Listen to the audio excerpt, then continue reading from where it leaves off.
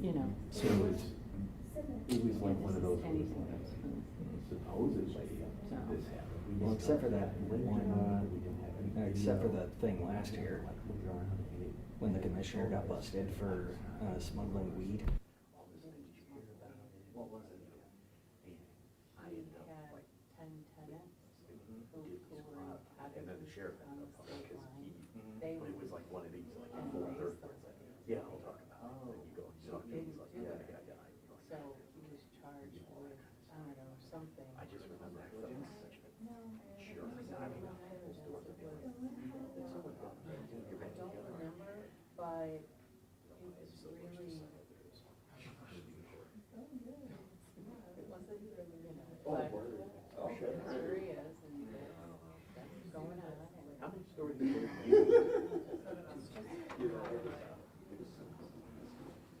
We move any of these speakers or these mics anyway? I don't want to go touching everybody's stuff. let me see. Sid better stay. I think that's fine, right? Set it away.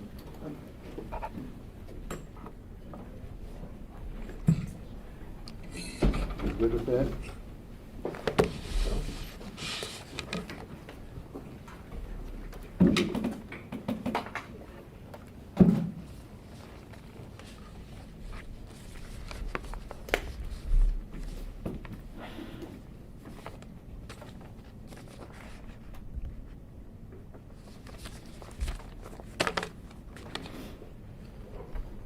Good afternoon. Thank you, everybody, for being here today. With me today is Under Sheriff Joe Hammond, Chief Deputy Mike Credmore, Airport Superintendent Ryan Duval, Administrative Sergeant Marge Martin, Superintendent of Bedford Public Schools Carl Schultz, Detective Sergeant Leland Jordan, Captain Dave Raymond from our Uniformed Services Division, Detective Ken Dodds, and Detective Skylar Riffle. The intent of this press conference is to provide our community with a clear and concise information related to two incidents that shocked our community. I would like to start by saying it has been a difficult 4.5 days. I want to recognize the hard work and tireless dedication of the men and women of the Sheriff's Office. As they investigate these tragic incidents, I want to drive home the fact that their work is not done. I want to express my gratitude and my appreciation for the hard work that they do every day in and out. I'll begin with the incident in Bedford Township on Saturday, June 14th, approximately 6 p.m. Members of the Sheriff's Office were dispatched to 1641 West Stearns Road in Bedford Township, following a report of two deceased individuals that were found inside the home.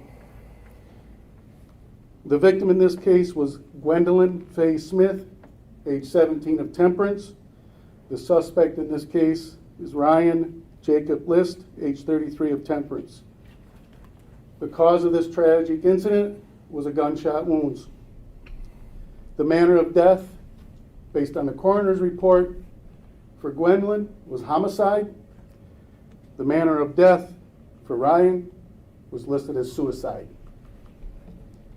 Gwendolyn's stepfather arrived home to find Gwendolyn and the suspect with apparent gunshot wounds. The suspect and Gwendolyn believed they had met through time as the bowling coach for the club bowling team at Bedford Public Schools. The details of their relationship are not clear at this time, although it is believed that Gwendolyn did not consider the relation between the two of them to be romantic. The suspect gained entry into the home and shot Gwendolyn multiple times before taking his own life. The suspect's position or involvement with the Bedford bowling team. I was initially informed that he was not an employee of Bedford Public Schools, which was conveyed in the press release that I issued yesterday. However, today I received information that he was a coach, which is a paid position for the Bedford bowling team, but he's paid through the bowling establishment, not Bedford Public Schools. And that, in fact, a photograph did appear of him with the bowling team in the 24-25 yearbook. What I'd like to do is transition it to the incident in Raisinville Township.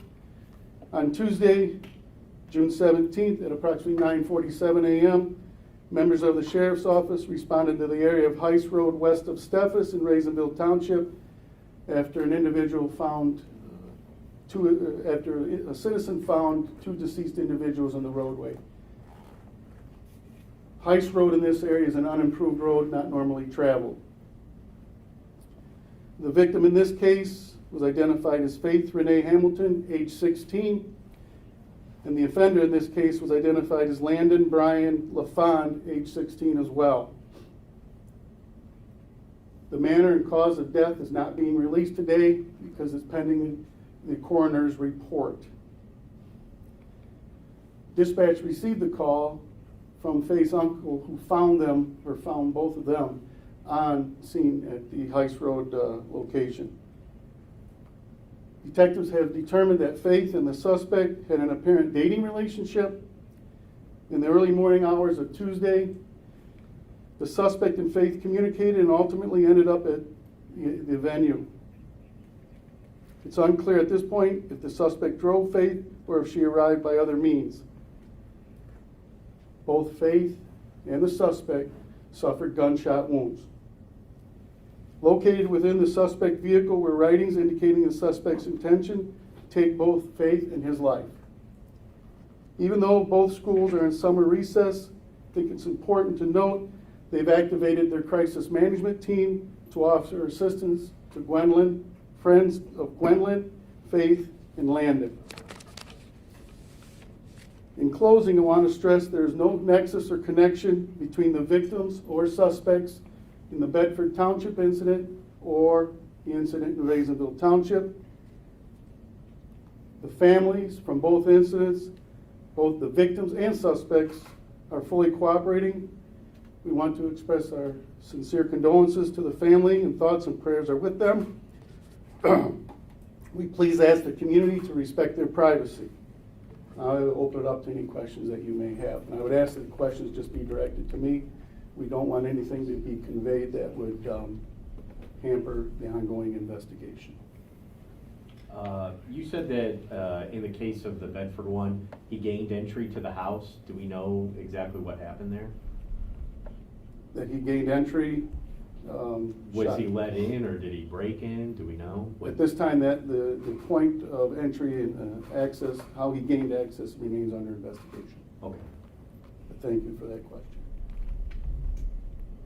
Yes, Connor. You said in the case of Faith and Landon, you used the word venue. What venue did they arrive at, or was it just in Heiss Road. Okay.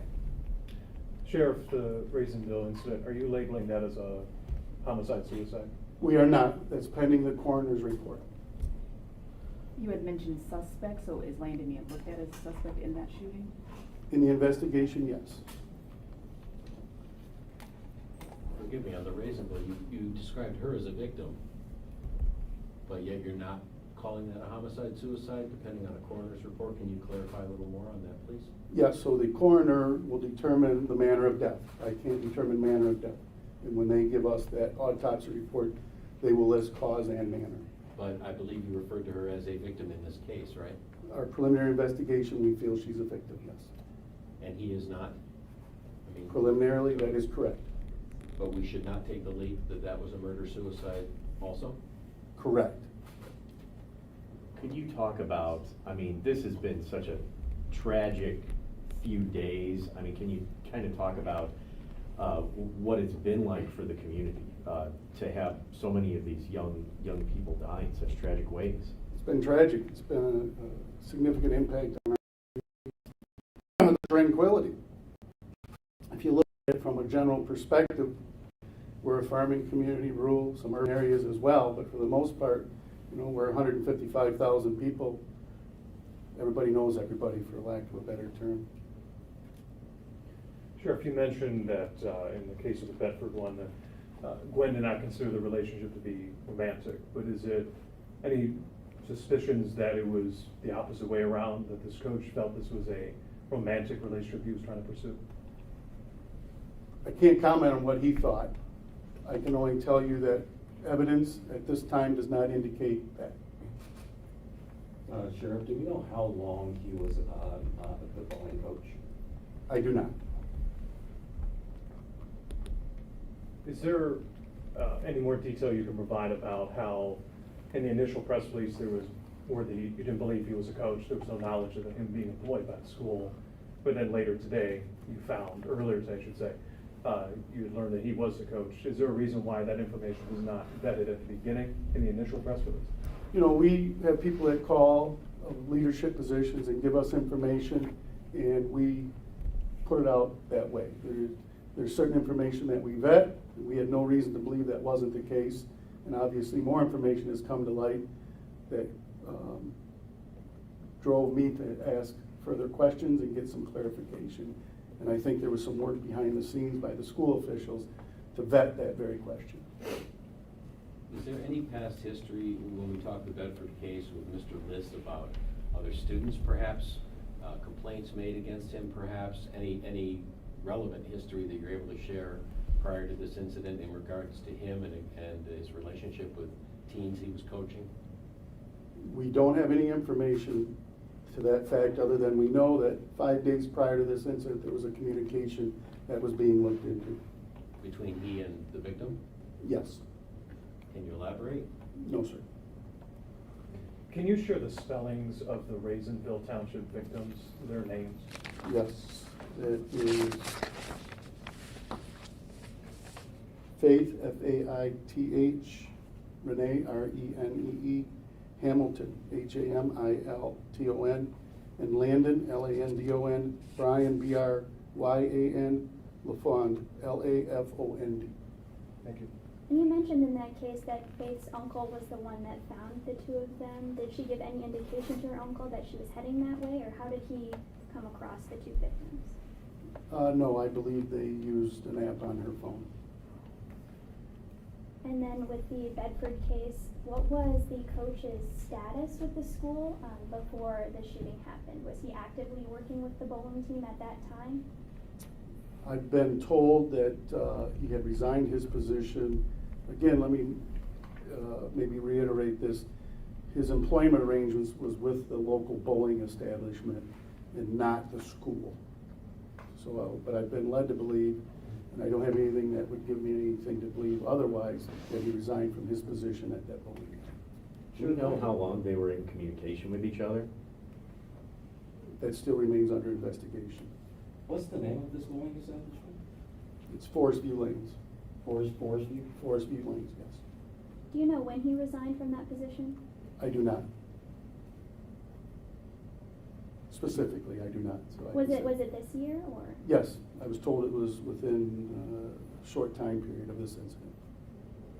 Forgive me for playing catch-up here. I was familiar with the story, but not covering it directly. When we talk about the Raisinville discovery, they were both in one vehicle, is that correct? No, they were outside the vehicle. Okay. And then when we go back to Bedford, was the victim alone at home at the time of Mr. List's arrival, if you know? That's our understanding. And lastly, for me at least, appreciating you need to investigate, appreciating the sensitivity for families, all of it.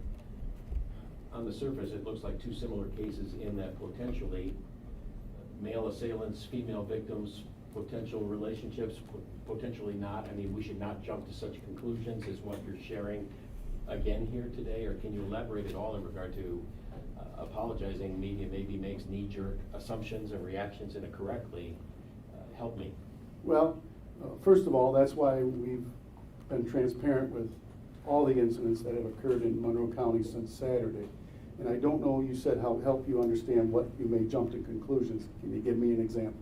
Well, sir, all I'm saying is on the surface, this looks like two young teenage girl victims at the hands of potentially male assailants, even though you say don't make that assumption on Raisinville. You mentioned in the Raisinville case, they had a dating relationship. Again, not established with Mr. List that was the case. So there's a lot of unknowns, but yet on the surface, it's plausible to a layperson to look at it that way. And they can make a lot of assumptions, and that's why I've given you information that is factual and we can sustain and support. As I said, this is an ongoing investigation, and it is going to be an ongoing investigation. We've got a lot of technical data that we have to review. We have a lot of interviews that we have to take place with friends and family. There's a lot of detailed work that needs to go into this. We're here today to give the community some answers, put their mind at rest that there is no danger to them, and that we will, like every investigation that the sheriff's office handles, do a complete, thorough, concise investigation. So when the men and women of the sheriff's office are done and put their name on that report, we're confident in our findings. And just, I just hope that answers your question. It does, sir. You know, I Thank you. mean, anybody can make assumptions on a lot of stuff. That's why I don't we. mean to, but I. No, you're fine. You know, I want that dialogue, right? I want you to leave here today, everybody, having those questions answered so that we don't have to worry about follow-up and other things of that nature. And we will. Once things become available, we will convey that out in the form of a press release, particularly manner and cause of death. Is anything being done for some of the students in the local school districts for kids who might have, known some of the victims in this, grief counseling, that type of stuff? Yeah, and that's a good point. I conveyed it a little quickly. But yes, both schools have activated their crisis management team. Knowing we're on summer break, they still activated those units available to those students of the victims and the individuals involved in this case, because we do want to make sure that their mental health is attended to as well. This is a very tragic situation. The Raisinville incident, those two were students at Airport Community. Can you share what, sophomores, juniors? Things of that nature? We're just leaving it very brief right now that they were students at Airport Community Schools. Did the 33-year-old man have prior contact with law enforcement, to your knowledge? What do you define as prior contact? Arrested for DUI or if any felonies on the record, something that would preclude him from associating with high school students? No, sir. We have no information that would lead us in that direction. And can you provide any additional information about the nature of his resignation, why that could have happened? I don't know why he resigned. I don't have that. He went in and resigned. And in his position at the bowling alley, did he work with other high school students, other than Bedford? It's my understanding that he was a coach, and he did have interaction with other bowling students, male and female. At other schools? No, at the bowling alley. At the bowling alley. I think she's just asking, did he only work with Bedford bowlers? He And I didn't can't work with answer any that. other high school? I can't answer whether he worked with any other schools that may have gone to that. I'm sorry. Thank you for clarifying that. What should people do that are experiencing profound negative emotions because of these events do in order to help themselves? And that's a great question. If they're students of either school district, we ask that they reach out to their respective school districts for the resources that are there. If they're not involved in schools, they're adults, we have a very robust community mental health program here in Monroe County. There's crisis lines, numbers that are online. They can reach out to Monroe County Central Dispatch. We'll be more than happy to share that information with them as well to get them to the resources they need. In either case, are you aware of any potential threats that have been made against these young girls prior to these incidents? We don't have any information at this time that would indicate that. But again, I'm not saying it's not, but it's not come to our attention yet. And is there anything you can share about the weapons used? Were they legally registered and anything relevant about them? I don't want to get into the weapons because we're still doing investigation, and there's a lot, as you know, with firearms, there's a lot of data that has to be collected to confirm that. So, but once we do, rest assured, as we learn detailed information, we'll do our very best to convey that information. Thank you. Scott, did you have a question? No, I didn't mean to put you on the spot. I do have a question, but I'll save it for afterward. I'll just ask you privately, if that's okay. Any other questions, comments? I guess, is there anything that you would leave the community with? I know this has rocked the community. You yourself got emotional at the beginning. Is there any message that you would have for residents here in the county? Trust us that we're going to do the right thing. How are you doing, sir? I'm good. All right, thank you. Thank you, sir. Thank